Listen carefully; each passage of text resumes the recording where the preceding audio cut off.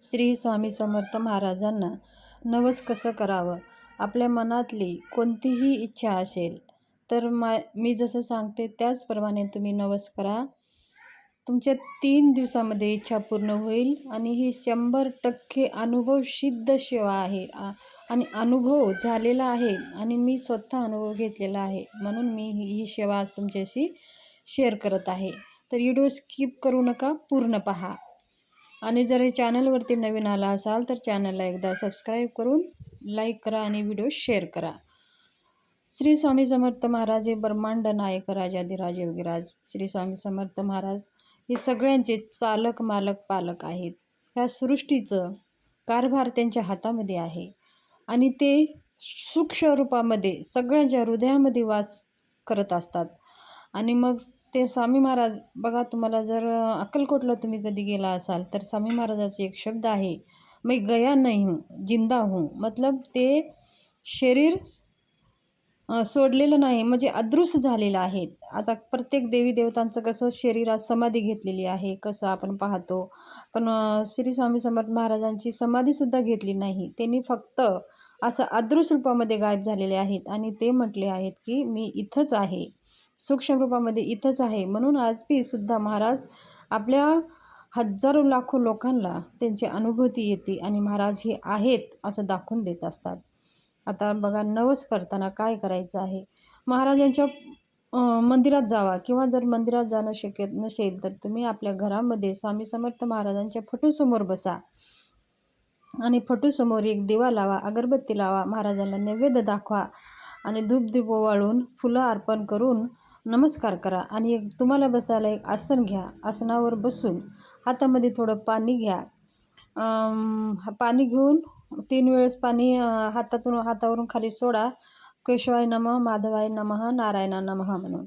मग 4थ्या वेळेस ओम गोविंदाय नमः म्हणून पाणी प्यायचं. मग महाराजांना नमस्कार करायचा आणि मग आपण एक नारळ, खडी साखर आणि थोडेसे फुलं हातामध्ये घेऊन महाराजांना नवस करायचा आहे. महाराजांना सांगायचं आहे, तुमचं नाव आणि गोत्र सांगायचं आहे आणि महाराजांना तुमच्या काही समस्या आहेत ते पण सांगायचं आहे. आणि महाराजांना नवस करायचा आहे की महाराज, माझ्या सगळ्या काही समस्या आहेत, तुमची कोणतीही इच्छा तुम्ही महाराजाला सांगू शकता. लग्नाविषयी, मुलांच्या शिक्षणाविषयी, आर्थिक परिस्थितीविषयी, घरातल्या काही पती पत्नीच्या समस्याविषयी काही तुम्ही सांगू शकता. फक्त महाराजांसमोर मनाभावाने श्रद्धेने आपण बसून ते नारळ, खडी साखर हातात घेऊन महाराजांसमोर बसून आपल्याला मनातली इच्छा सगळी सांगायचं आहे. आणि सांगून मी आजपासनं 108 पारायण म्हणा किंवा 51 पारायण बोला किंवा 21 पारायण श्री स्वामी समर्थ सारामृत ग्रंथाचे आणि मंत्र दररोज 11 माळी मंत्र मला जप करायचा आहे, करणार आहे. 11 वेळेस तारक मंत्राचा जप करणार आहे. आणि ही तुमची सेवा. आता तुम्ही किती दिवसामध्ये ही सेवा करू शकता. 108 पारायण म्हणजे तर रोज 1 पारायण केलं तर 108 दिवस लागतात. जर रोज 2 पारायण केलं तर ते आपल्याला 54 दिवस लागतात. आणि जर आपल्याला 21 पारायण करायचं आहे आणि रोज 2-2 पारायण असं 21 पारायण जर करायचं असेल किंवा रोज 1-1 पारायण असं 21 दिवस आपल्याला पारायण करायचं असेल तर तुम्ही तुमच्या हिशोबानं नवस करा. अगोदर किती दिवसाचं पारायण करणार आहात ते तुम्ही ठरवून घ्या आणि मग ते स्वामी महाराजांसमोर बोला. 21 दिवसाचं बोला किंवा 11 दिवसाचं बोला.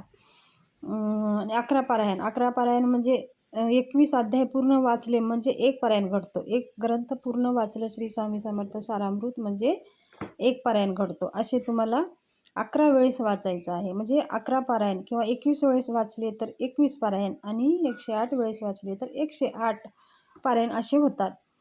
तुमच्या हिशोबानं जसं तुम्हाला शक्य असेल तसं महाराजांना बोलून 21 दिवस, 108 दिवस, 51 दिवस, किती दिवसामध्ये तुम्ही किती पारायण करणार आहात ते महाराजांना सांगून ते नारळ, खडी साखर महाराजांच्या चरणाजवळ ठेवून द्यायचं आहे आणि महाराजांना विनंती करायचं आहे.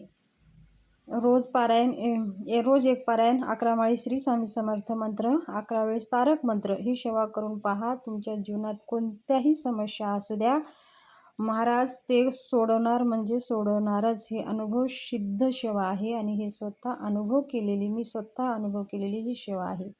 ही सेवा करून पहा, तुमच्या जीवनाचं सोनं होईल. धन्यवाद.